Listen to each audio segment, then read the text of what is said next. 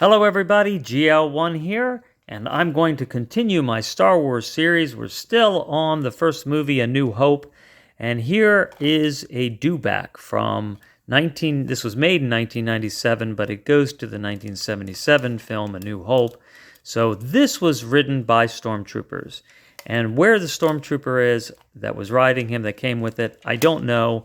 The thing about Star Wars toys, especially when you have a child, my son likes Star Wars too, so we often shared toys together, and who knows what box that ended up in. But I do have the do-back, and I think he's really cute. He works like a Jurassic Park toy, where you move the tail, and the head has a lever inside that makes him move his head and open his mouth. And he's got articulated limbs. It is heavy. The limbs are a softer plastic. The body is one of those hard, clunky plastics. And this is also the hard plastic.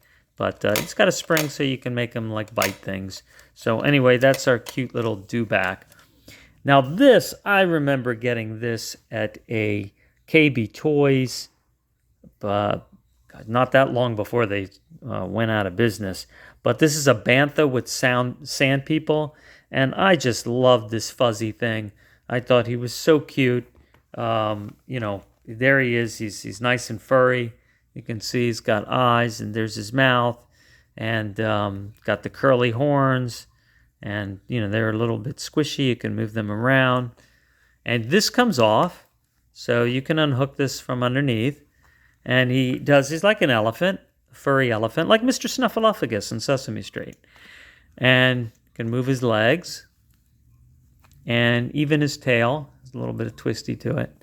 So this is from the first movie, A New Hope, but it was made in, 21 years later, 1998. And then you got yourself a little sand person to ride on top, this guy. And I don't know what this is. I think this is the goo that came with Jabba the Hutt, and I think some leaked out and got onto them. And it's very difficult to remove off of the clothing. But I will put some effort into that. But here he is, and this guy, can make his legs go wide a little bit. They didn't articulate the hips. What they did is they just put a twist in the knee so he can go like that, which really isn't a good way to sit, right? But he can sit on top of the Bantha. So, like that. And I guess there was something that pegged in there for him to hold on to, but I don't know where that is. And then it also came with a sand person, this guy here, and he's got his little dog lizard, and it's got a chain, and that can clip onto his wrist. So, and he can open his mouth, and look at those ferocious teeth. So he's kind of neat looking. He's got chewy, squishy plastic. And this is kind of like that dinosaur, Carpasuchus, in a way, that we just saw in a recent show. But anyway, all right, so there, and look, he's got like a little sand person. I don't know that this gun goes to him. It just kind of looks like the rifle that they had. Again, with the accessories with Star Wars toys, they end up all over the place. And you can twist him and move his arms a little bit. But, it's a really good model of a sand person. I mean, they did a great job, I think, of making it look like the sand people you see in the movie. And this too, right? The paint and the detailing in 1998, far better than it was in 1977. And also from back then, I got this land speeder from 1995. I always wanted that land speeder. I thought it was the coolest thing. And I'll show you why if you've never played with one. I'll show you the coolest thing. But this is one thing. You can push that, and then look, you can open the hood, and you can see like engine parts.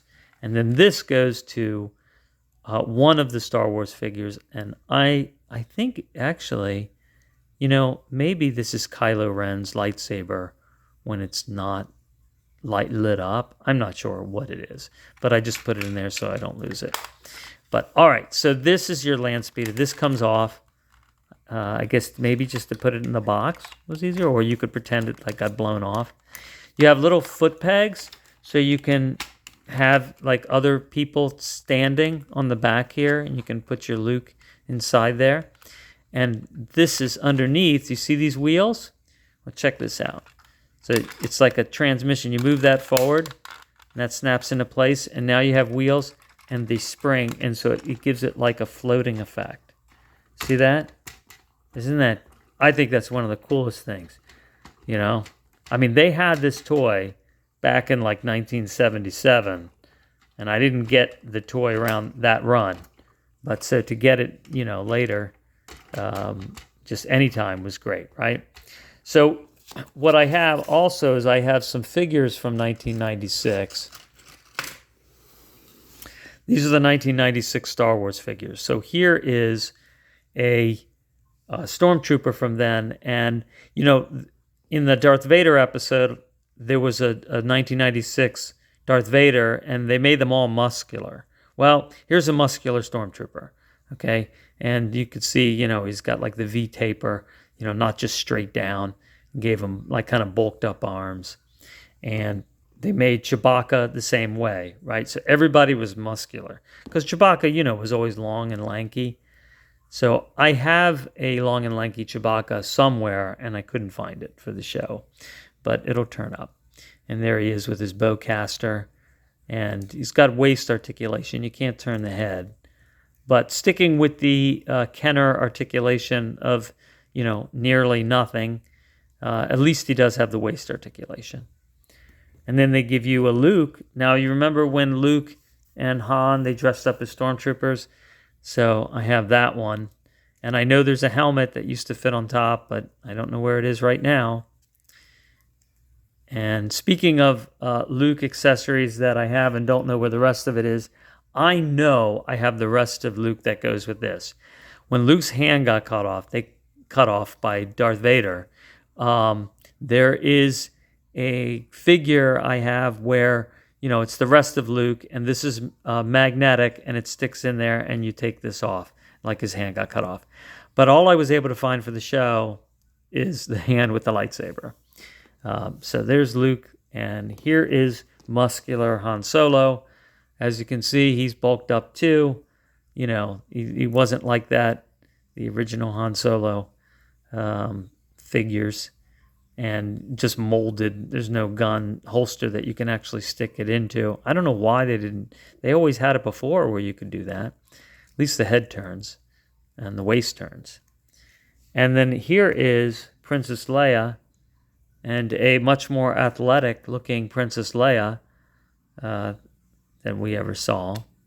Although she did get in really good shape for Return of the Jedi, and we will be seeing that figure when I get to the Return of the Jedi figures. So there, you can take the cape off, Princess Leia. And I don't think these figures really fit inside too well. Let's see.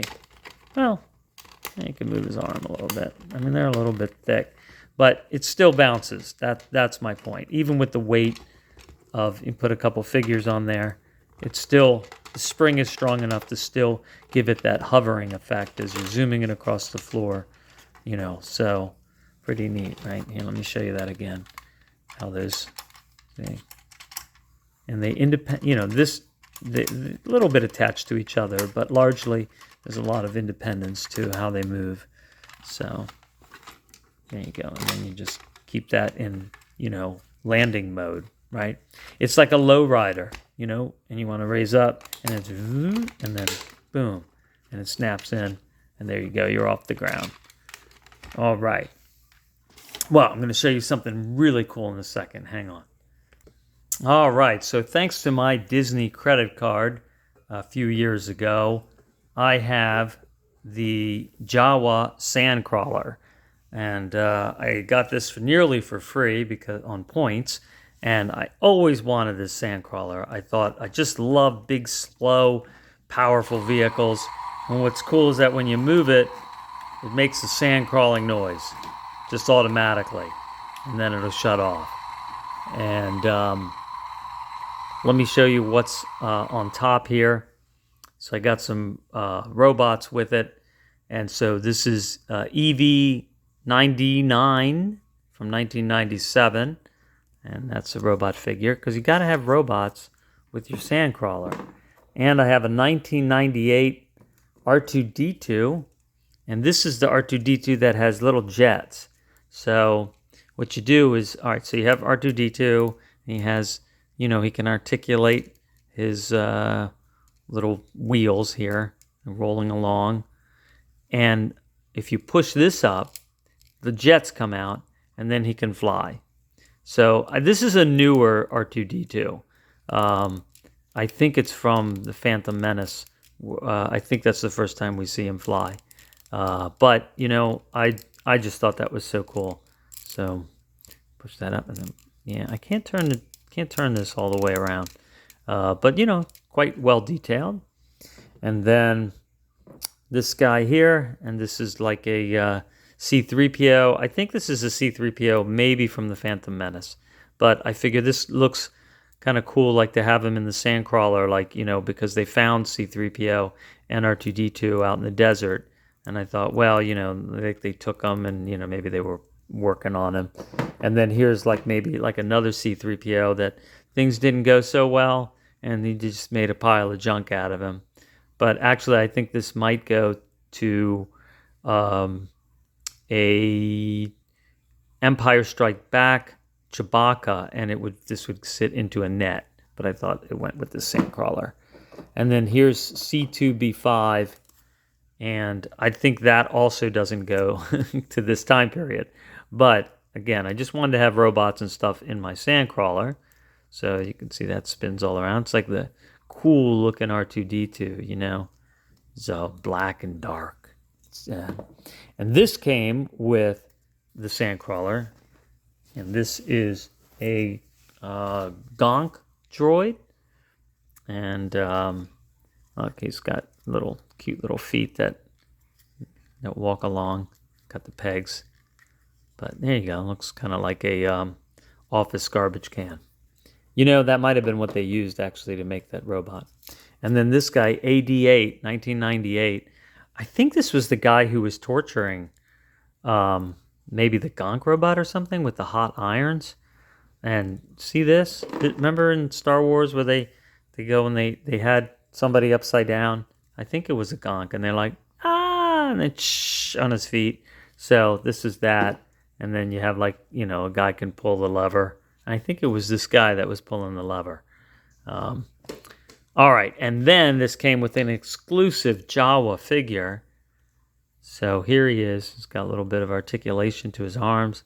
It would have been cool if they had a button where you could push it and his eyes would light up. That would be neat. And then he's got a little blaster. Looks like kind of a, I don't know, swashbuckler kind of gun from like piracy or something. No, they're kind of like pirates. All right, so then we open this up, and there we go. We can look inside, and you have different. You can put your figures in there, and your torture device, and then the front opens as well, so we can let in more light. All right, and let's see all the things that this does inside here. Okay, so let me find everything. Okay, so as we look inside here, in the interior, here's one of the things it does. So you have a fireplace over here, like I guess if you're smelting robots, and you push a button there, and then that lights up. Right. And then you have an elevator over here, so let's say you want to go down, you want to put your Jawa on there, and then you can push that down, and then that goes down, and then, he can sneak out the back if he needed to. All right, maybe if they were getting boarded by stormtroopers, and then just push that up there to go back up. All right, and then you have a crane, so if you're going to grab let's say you're going to grab a robot, and you gotta stick it in there. Actually, I think it's meant to pick up. Yep, it's meant to pick up the Gronk droid. So you can see it has like a little spot to stick that in here. So then you stick that. A little difficult to do with one hand here. Okay, there. All right, so there you have your Gronk droid, and then you can have like this guy's controlling it, and he's gonna pull him in, and then pull that droid in. And I don't think, yeah, that can move separately. So that can move separately along the line, and then pull it in, and then you snap that up. It also has buttons on the back over here, and you can push buttons for various sound effects. So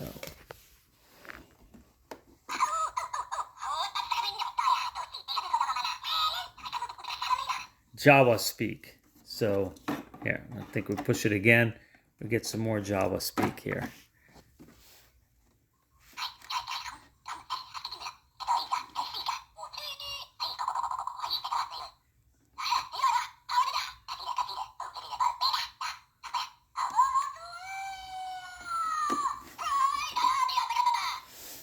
And then over here, you got robot sounds.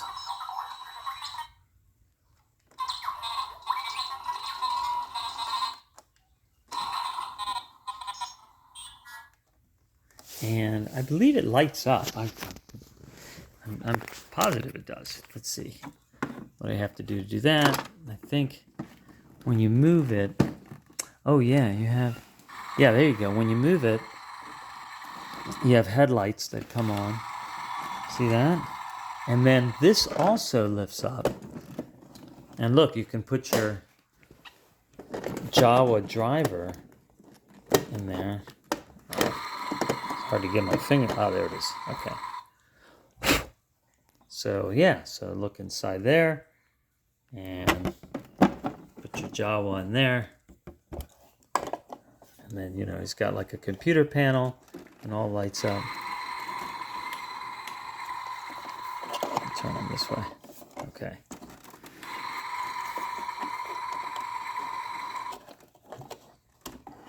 Yeah. Now it looks okay. So there you go. All right. So pretty neat looking, huh? Close that up. And this is what this looks like from the front. Pull that droid out. Okay. And yeah, I guess you have your droid storage in here. You can store them underneath. I guess that, I don't know what the point of that is, but probably was in the movie. And let's see what that exit looks like from the other side. All right, so this is what it looks like from the other side. So, yeah, we saw that in the movie. Oh, and there's some buttons. I don't know what they do.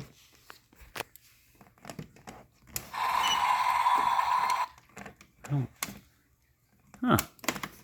It looks like they would make it go up and down, but obviously they don't. I don't know. Might have to investigate that. Well, I didn't find out what those buttons do, but one last look inside. See some of the detail. There's a little balcony over here, and you can see some of the molding inside. And there. Move that back. So, I don't know. It seems like some of the buttons just don't do anything, and maybe they had planned on them doing something, and then they just didn't give them a feature. But here it is from the outside, and you can see it's quite impressive and large, and you can stick a speaker on top of it, which it can hold its weight pretty well.